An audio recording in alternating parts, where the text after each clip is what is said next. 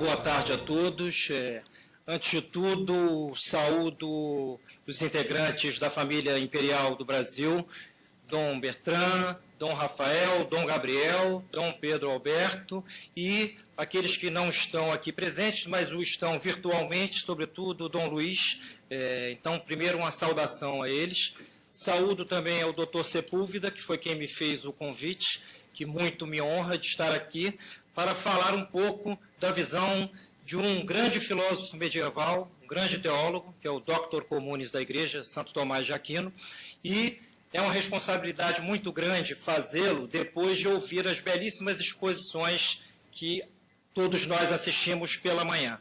Então, como falarei sobre Santo Tomás de Aquino, farei um procedimento antes de começar, que é o que ele fazia toda vez que ia estudar algum texto ou escrever algum texto. Eu farei uma saudação à Nossa Senhora, à Virgem Maria, conhecida pelos escolásticos como Omnipotência Supplex, onipotente em suas súplicas a Deus por nós, pobres pecadores. Ave Maria, gratia plena, Dominus tecum, benedicta tui in mulieribus, et benedictus fructus ventris tui, Iesus. Santa Maria, Mater Dei, ora pro nobis peccatoribus, nunc et in mortium. Amém. Pois muito bem. Antes de falar de Santo Tomás de Aquino, eu enumerei aqui algumas máximas que eu trago à reflexão de todos, que são as seguintes, já que estamos no momento em que o país está absolutamente convulsionado e nesta anarquia, nesta quase anomia, nesta desordem imperante, nós vemos as opiniões, às vezes as mais estapafúrdias, ganharem foro, ganharem projeção, e eu, em vista disso, anotei 4 pequenas máximas que eu compartilho com os amigos. Defender a monarquia, a volta da monarquia, não é retrocesso político. É um resgate da identidade nacional. É restauração do vínculo espiritual com a nossa própria história. É reassumir a nossa herança lusa. É reaver a personalidade brasileira. Pois muito bem, eu, antes de falar de Santo Tomás, vou buscar uma analogia na história de Portugal e com o momento presente. Camões, no canto 3 dos Lusíadas, se não me falha a memória, lá pela instância 138, ele nos deixa uma máxima, um apotegma de presente. Um rei fraco faz fraca forte gente. E na instância seguinte, diz ele, lá no finalzinho da instância, que um baixo amor os fortes enfraquece. Referia-se Camões, neste final do canto 3 dos Lusíadas, a nossa obra máxima da literatura, o final da casa, ao último rei da casa de Borgonha, e que por amores de uma donzela quase pôs em risco a nação portuguesa, tornando-a, vamos dizer assim, quase que refém a uma invasão castelhana. Então, os Lusíadas, que são esse repositório não apenas estético, mas também histórico, eles dividem a história de Portugal, que é a nossa pré-história, em etapas claramente demarcáveis e, neste momento em que este rei, que se apaixona por uma senhora, com quem depois casará, Dona Leonor, ele quase põe em risco a nação portuguesa. Após a sua morte, o seu irmão bastardo, Dom João I, surge na história de Portugal como aquele que vai travar a famosa Batalha de Aljubarrota. Então, Portugal, lembremos, começa sob a égide da cruz e da espada. Dom Afonso Henriques, lutando contra 5 reis muçulmanos, em grande desvantagem, tem uma vitória espetacular, é o símbolo da expulsão dos mouros que haviam assambarcado a Península Ibérica e, ao vencer esta batalha de Ourique, ele é aclamado rei no campo de batalha. Vejam bem, aclamado rei no campo de batalha. Hoje, quando nós pensamos numa instituição, logo vem à mente um paquiderme estatal que come rios de dinheiro e que, para ser mudado, necessita de 1000 tramas no judiciário e no legislativo. Pois muito bem, um rei aclamado no campo de batalha. Séculos depois, Dom João I, logo após outra vitória espetacular, também em desvantagem, desta vez contra castelhanos, é aclamado rei. E começa então a casa de Avis, a dinastia de Avis. Dom João era mestre de Avis, este rei bastardo que inicia uma nova etapa na história do Brasil, resgatando aquilo que fez Portugal nascer. Coragem no momento da dificuldade e fé em Deus. Neste momento histórico do Brasil, nós precisamos de coragem e fé em Deus. Por isso eu fiz questão de começar aqui com a Ave Maria, porque nós, mesmo sem querer, acabamos assumindo a forma mental desse laicismo travestido de laicidade, que parece querer fazer com que os políticos não possam manifestar publicamente a sua fé em Deus. É uma espécie de opressão mais ou menos inconsciente, a qual, se nós dermos vazão, acabamos enfraquecidos. Então, mesmo a Constituição brasileira vigente não proíbe nem aos políticos, nem aos cidadãos manifestarem publicamente a sua fé. Então, se nós queremos resgatar o Brasil, se nós queremos combater esta casta que se apoderou de todas as instâncias do poder de maneira horrorosa, ao ponto de levar o maquiavelismo a um paroxismo quase inimaginável. Aliás, fica aqui um parêntese, que é o seguinte: política não é poder. Poder, segundo Santo Tomás de Aquino, é um dos instrumentos por cujo intermédio é possível exercer a boa política. O poder está a serviço da política. Eu gostaria de um copo d'água, minha boca está muito seca, se alguém puder fazer esta caridade, eu agradeço. Obrigado. Aliás, me perdoem se em algum momento desta breve exposição eu apelar ao humor, mas é porque, como diz o próprio Santo Tomás de Aquino, sem o lúdico é para a alma o mesmo que o descanso é para o corpo. Então, e sem humor, no momento atual do Brasil, talvez todo brasileiro seria um potencial suicida. Então, é a tragédia com que deparamos ao contemplar o noticiário. Então, eu estava ali vendo os livros que estão à venda lá no final, deparei com um do Padre Saint Laurent, que é o livro da confiança, e nele ele faz uma menção ao conceito de confiança em Santo Tomás de Aquino. Santo Tomás, quando escreve, parece que o faz numa lápide, parece que está a deixar-nos uma máxima que grava na alma indelevelmente aquele conceito. E diz Santo Tomás sobre a confiança. Percebam que definição bela de confiança. Confiança é uma esperança fortalecida por inabalável convicção. Confiança é uma esperança fortalecida por inabalável convicção. Pois muito bem, a monarquia é o regime da confiança.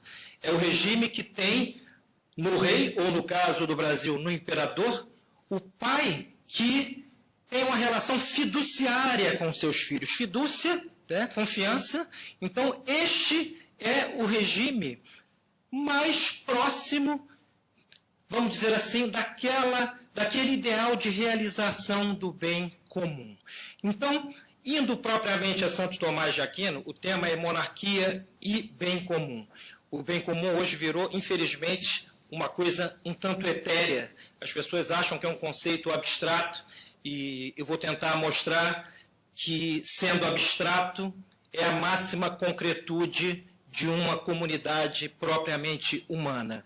Então, Santo Tomás abordou o tema da política em algumas obras muito importantes. Na própria Suma Teológica, no livro que a posteridade, um livro que teve vários manuscritos, mas ficou mais conhecido pela posteridade como De Reino, no comentário às sentenças de Pedro Lombardo, no comentário à política de Aristóteles, enfim, ele teceu comentário sobre isto a que chamamos política, que não tem nada a ver com o que faz o estes que hoje estão no poder, né, Santo Tomás ele oscila com relação às formas de governo. Então, no De Reino, ele realmente mostra total adesão à monarquia como sendo a forma ideal para a consecução do bem comum.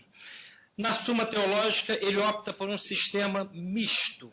O sistema misto que seria uma mistura de monarquia, onde um só governa, aristocracia, onde alguns ótimos governam, e um termo que não tem tradução perfeita para o português é policia, que não é a democracia, é o governo de muitos, não necessariamente levados ao poder pelo sufrágio universal.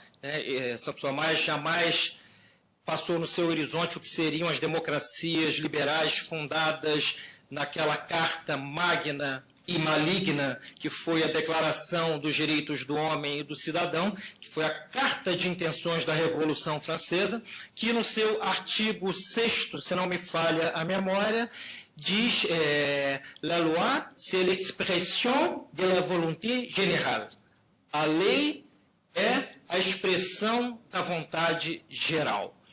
Pois muito bem, isto dista completamente da noção de lei, segundo Santo Tomás de Aquino.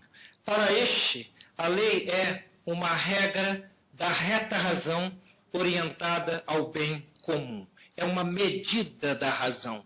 Só há lei justa onde impera a inteligência. Da mesma maneira como, individualmente, o caráter de uma pessoa será tanto mais equilibrado, quanto mais a inteligência aproxime-se do seu epicentro, e, portanto, o sujeito, o indivíduo, não fica tanto à mercê de paixões desgovernadas, assim também é no plano político.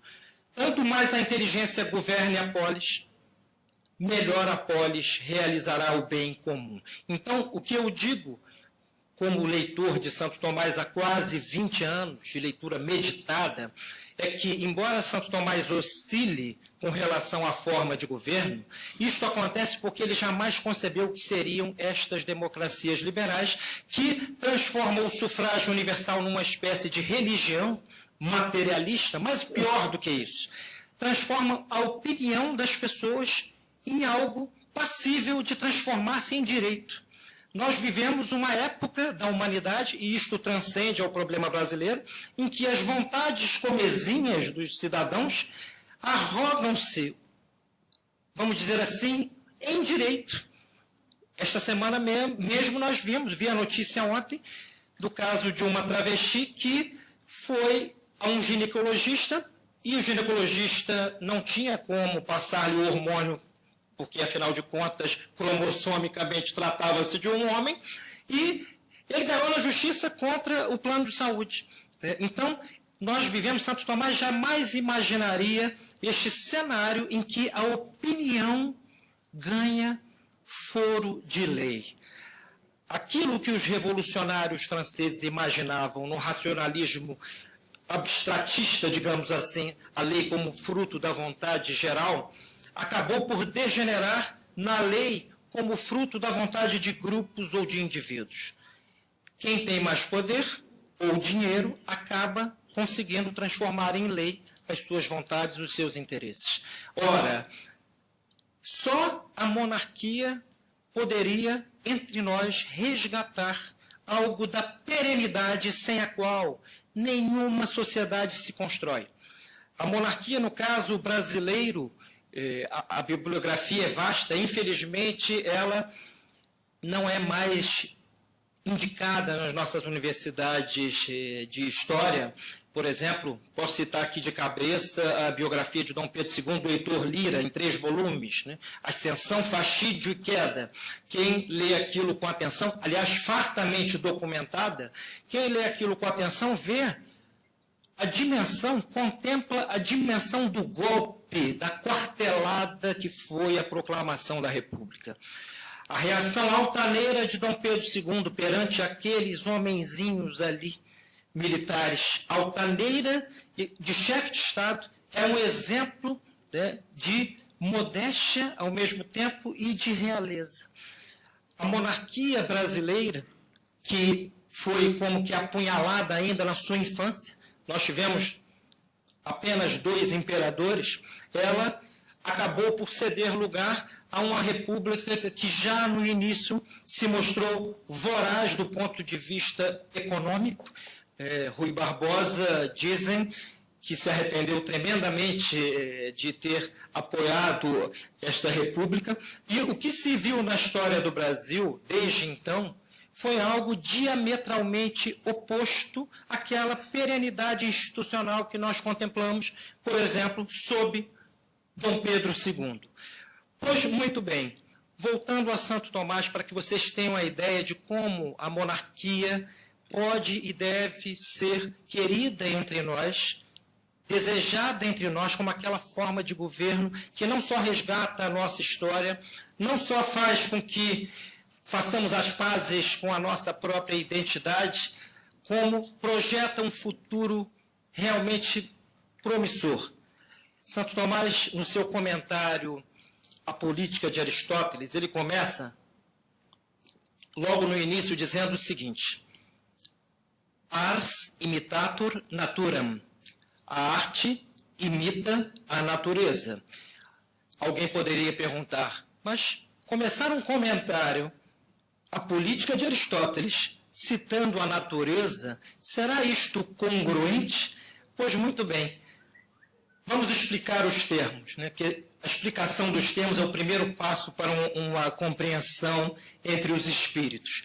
Arte aqui não tem nada a ver com as belas artes ou com as belas letras. Arte aqui é um conceito herdado dos gregos e que foi muito caro aos medievais. É a reta razão no fazer. Recta ratio factibilium. A arte é a reta razão no fazer. Por isso eu costumo dizer que a arte, por definição, é algo difícil de fazer. Uma coisa que qualquer um faz, por definição, não pode ser artística. A arte pressupõe uma ciência.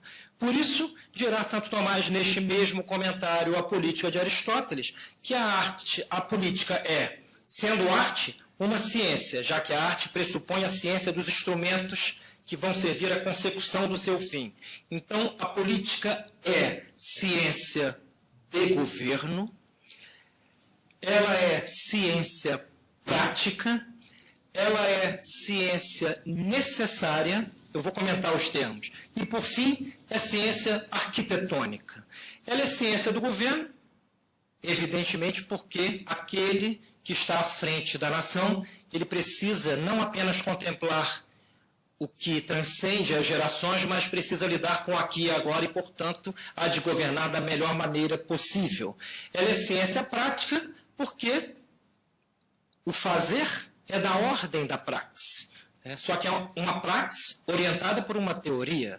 Ela é uma ciência arquitetônica porque pressupõe um conjunto de saberes, sem os quais a polis tenderá àquilo que Platão chamava de anomia, ou seja, ausência de leis, ou então a um estado em que as leis são uma mera formalidade que nada tem a ver com a consciência humana. E, portanto, num estado como este, a lei não obriga as consciências. A lei é uma mera formalidade, seja numa república, seja numa monarquia ou em qualquer outra forma de governo.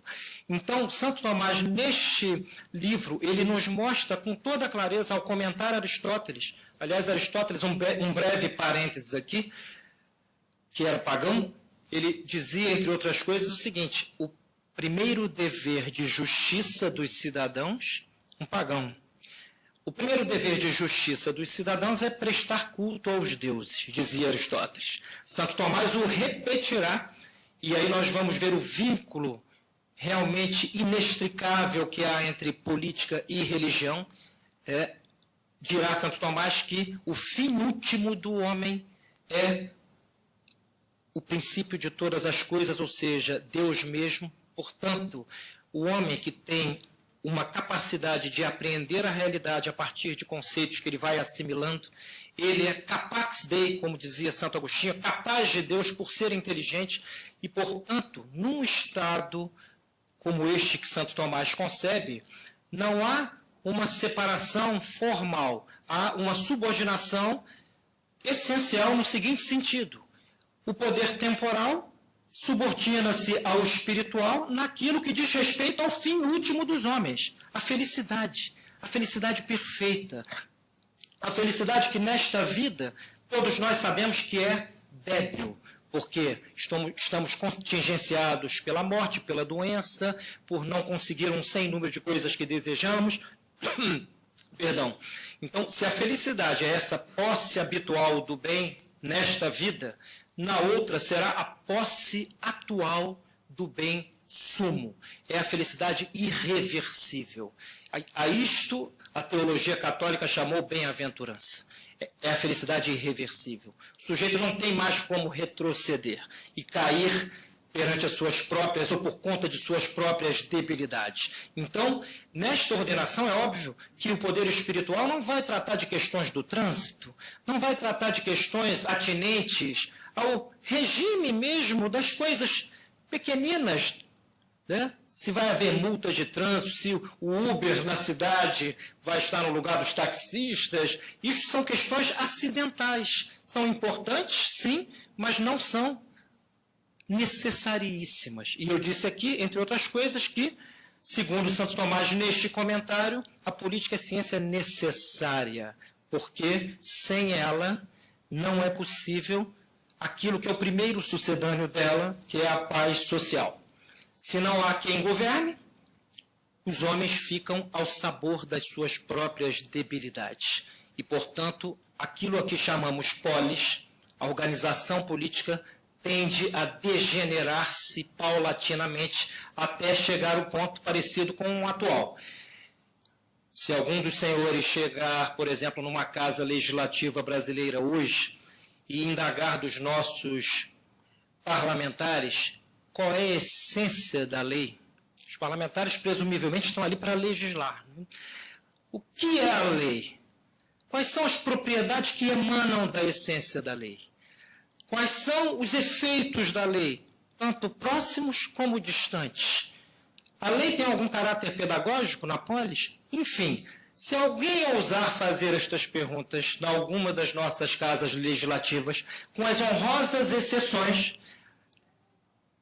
nós veremos talvez metade da casa cair convulsa por insuficiência vocabular e conceitual para entender o mínimo do que se está a dizer. Eu sou casado, permitam-me um parênteses, com uma portuguesa, e ela sente muita dificuldade ao chegar aqui pela primeira vez, ela demorou para fazer-se compreender. E eu apontei o seguinte, olha, não é que o brasileiro não entenda o sotaque português. Nós perdemos estrutura perdemos vocabulário, perdemos estrutura sintática, perdemos, infelizmente, a capacidade de concatenar ideias. Então, é um dever cívico para brasileiros razoavelmente formados, entre os quais, quase unanimemente, todos apoiam a monarquia, resgatar também um pouco da língua portuguesa. E eu me lembro que ela disse-me algo assim: opa, percebes bem o português. Eu falei, Camões, a Fernando Pessoa, eu li foi tudo. Aí ela riu, eu falei, li até Bocage. Ela, não, Bocage não leste. Aí eu recitei o pior poema de Bocage e ela, por pudor natural, impediu-me, mas compreendeu realmente que, no caso brasileiro, a nossa reconstrução, ela é política, ela é estética, ela é moral e ela é espiritual. E espiritual não apenas no sentido religioso do termo. É óbvio que eu abarco este sentido, sim, mas é espiritual no sentido noético. Noesis, em grego, pensamento. Nós precisamos nos recivilizar. Chegamos ao ponto em que ou isto acontece, como na analogia de que me valia aqui no início, há momentos históricos em que o país ou resgata a sua história ou se pulveriza, ou o que nós vamos ver é o nosso amado Brasil paulatinamente caminhar de maneira culpável na direção do abismo. Um abismo sem saída. Então, Santo Tomás de Aquino, ele, se conhecesse estas falsas democracias modernas, que são, na verdade, uma plutocracia, ele seria muito mais enfático, com absoluta certeza, com relação à defesa da monarquia, como sendo o regime do bem comum por excelência. Agora, Talvez tenhamos, em breve, uma possibilidade ou de um plebiscito. Hoje, os movimentos peristálticos, intestinos da nossa política, que a todos envergonha, eles apontam para uma possibilidade ou de um referendo, ou de um plebiscito, ou algo que o valha. Sabemos que, constitucionalmente, se 1% dos eleitores conseguir uma assinatura, pode ser chamado um plebiscito, mas para que, se isto acontecer, a monarquia ganhe realmente força e realmente faça eco ao desejo natural do brasileiro. O brasileiro é conservador. O brasileiro é conservador. Aliás, 77%, segundo pesquisa recente que saiu em toda a imprensa, dos brasileiros se disseram não representados pelos partidos políticos. Aliás, a pluralidade de partidos políticos significa que a sociedade está partida em 1000 pedaços difíceis de agrupar. Porque nós chegamos num ponto de degenerescência. Eu não quero ser pessimista, eu até, Alteza, cito aqui o Chesterton, que era um humorista e costumava dizer o seguinte: se ele fosse matar alguém, ele escolheria em primeiro lugar o otimista, depois o antitabagista. Mas é um otimismo a que ele se refere, identificado com aquela irresponsável cegueira perante males reais. É óbvio que devemos ter uma atitude otimista em relação às coisas em geral, mas este otimismo não pode ser uma cegueira. Muitos otimismos na história geraram guerras funestas. Então, este momento é um momento muito particular da nossa história recente. Eu diria até que é único, porque pela primeira vez em muitos anos há um certo vento conservador que começa a ganhar espaço naquelas 3 instâncias que eu reputo indispensáveis mudar, ou seja, a universidade, as artes, essas duas em primeiro lugar, e aquilo que, por uma analogia de atribuição extrínseca, eu diria, nós chamamos de cultura, com um nome muito mal dado, porque cultura hoje pode ser qualquer coisa. Então, se contemplarmos este passado glorioso da história da filosofia, Tomás de Aquino, ele realmente, como dizia um autor francês, Louis Jounet, ele é uma espécie de cume entre vales. Peguemos filósofos de quaisquer épocas e os coloquemos ao lado de Santo Tomás de Aquino, e a imagem que virá será de um cume entre vales. Só quem vai estudando Santo Tomás no decorrer dos anos, no início, a primeira vez que eu li esta frase, eu pensei, isso é um exagero. Mas depois, com o tempo, cada vez mais eu fui dando razão a Louis Jounet.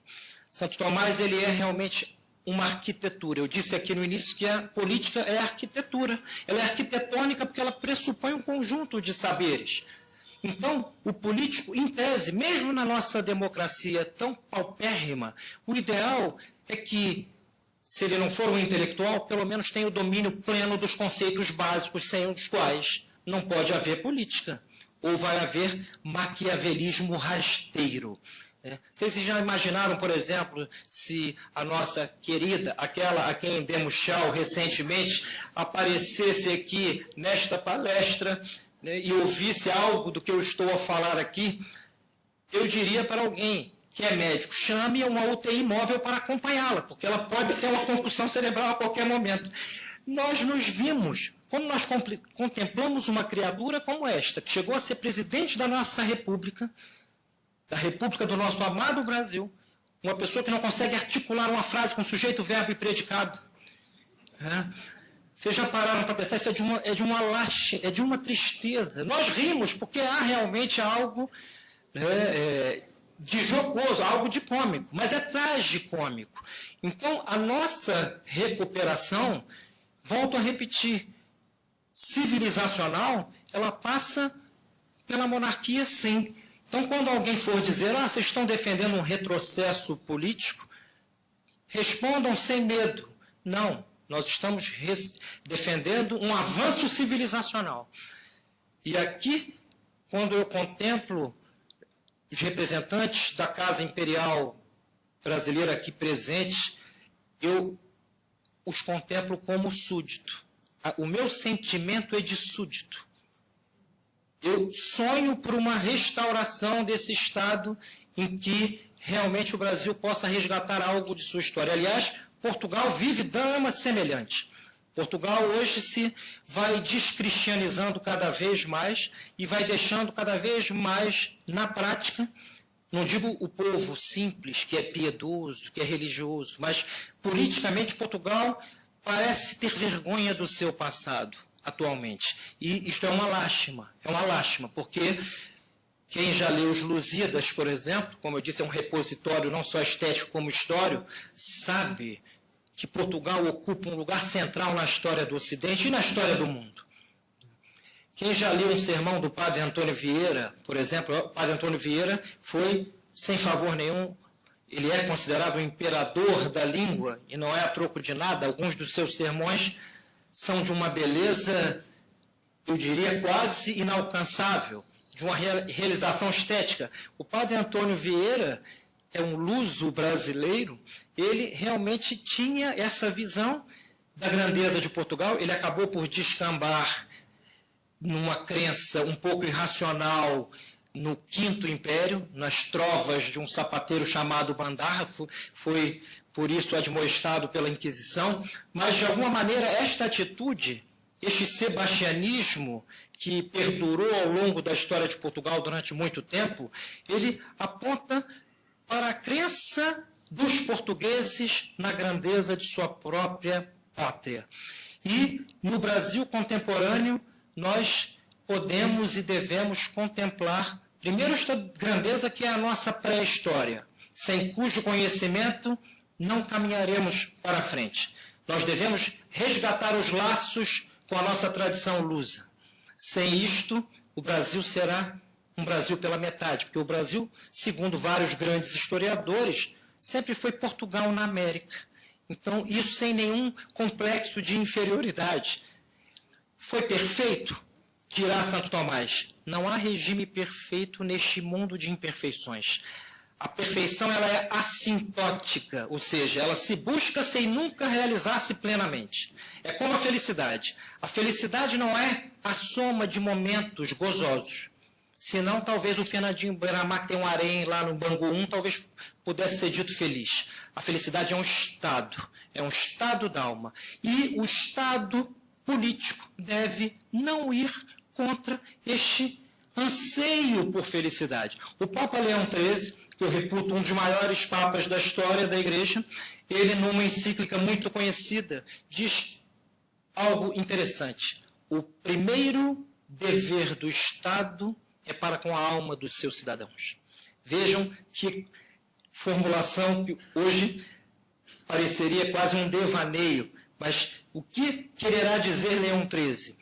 Nós somos entes humanos e, portanto, temos duas potências em nossa alma, a inteligência, que é uma potência assimilativa do real, e a vontade, que é uma potência tendencial ao bem.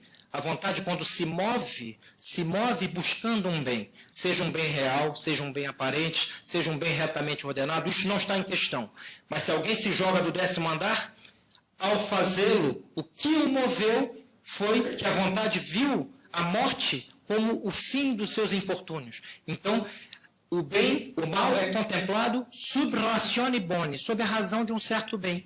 E se tolerância há de haver na política e na religião, é porque nós, os cidadãos, o conjunto dos cidadãos, entenderemos que há algo que é melhor. A tolerância pressupõe o suportar um mal em vista de um bem maior. Assim, marido e mulher suportam, respectivamente, os seus defeitos em vista do bem do matrimônio. Assim, numa família e assim num reino ou no império, certos defeitos vão de ser tolerados. Quando se fala de tolerância religiosa, eu sou um sujeito precocemente vetusto, costumo dizer o seguinte: só há verdadeira tolerância onde há algo verdadeiro que sobrepaire sobre os demais. Então, assim, no Segundo Império, como disse Dom Bertrand recentemente numa entrevista excepcional na TV, nunca houve perseguição religiosa no Império Brasileiro. O Império era confessional, era católico e as religiões eram toleradas. Então, se olharmos para a história do mundo, para os sumérios, para os mesopotâmios, para os gregos. Nós veremos sempre a religião ali no horizonte da política, como conformadora superior, e não como um acidente da cultura entre tantos outros. A verdadeira tolerância, repito, pressupõe que certas coisas são toleradas em vista de um bem maior. Com relação a Santo Tomás ainda, ele gostava de citar um historiador romano chamado Máximo Valério, e isto vale para a monarquia, se ela, com a graça de Deus, retornar. Creiamos nisso, é uma possibilidade real. Não tomemos isso como uma coisa meio ridícula, como uma coisa, um conceito abstrato e irrealizável. Nós estamos com a verdade, não temamos. O negócio é ir para o confronto articuladamente, e dependerá muito, para que isto aconteça, de que novos quadros sejam cada vez melhor formados para dar resposta efetiva aos ataques dos inimigos da civilização. Então, se a monarquia tem este vetor de futuro, ela há de ser o que Máximo Valério dizia que Santo Tomás gostava de citar, referindo-se àquela república romana, aqueles ideais que são anteriores à época em que os imperadores surgiram em Roma, que era o seguinte: é melhor ser pobre num reino rico, eu prefiro ser pobre num reino rico a ser rico num reino pobre. Porque a riqueza do reino, a riqueza da nação, de alguma maneira, será uma custódia para a minha pobreza. Só numa cultura filomarxista nós vamos achar que empobrecer os ricos vai resolver a situação política. Não resolve nem a situação política, nem a espiritual, nem a moral. Pelo contrário, leva tudo à degradação.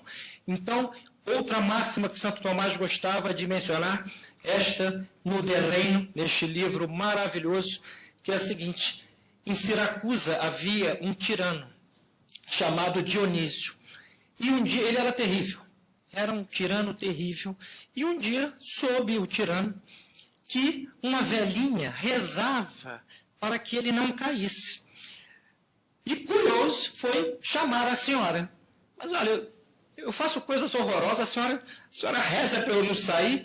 E a velhinha, segundo Máximo Valério, teria dito: olha, meu filho, quando eu era muito novinha, havia aqui em Siracusa um tirano, eu rezei tanto para ele cair, ele caiu.